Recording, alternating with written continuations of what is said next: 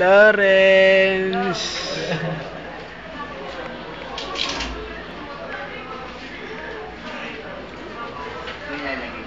Ren!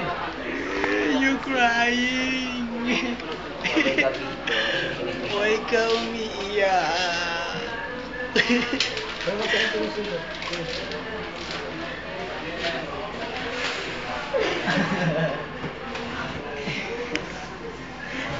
Hindi siya makapagsalita sa tuwa.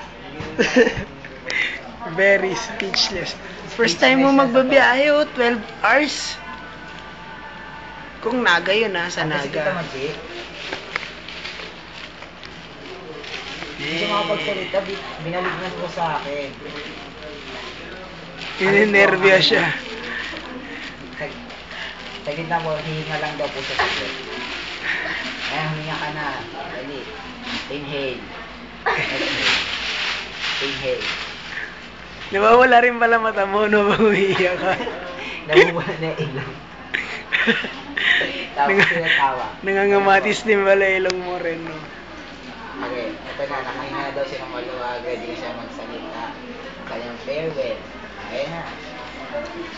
Ayaw po niya kunin. Ito na. Hindi. Uy, di ba po kasi siya tapos magtrabaho? Mag-serve. 50 forms per 3 hours na kasi na. Gusto mo kausap ang aking tita, magpapaalam lang ako. Gusto mo kausap ang aking tita. Yay! Upload natin to, tol. O sige, ito na si Lawrence. Ay, tatawad na. No.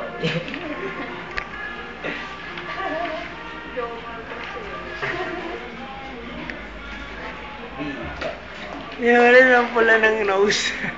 Lawrence the red nose encoder. Have a very shiny nose. Then one foggy April Eve, Brad Jensen came to say, Lawrence, with your nose so bright, won't you guide Bicol tonight?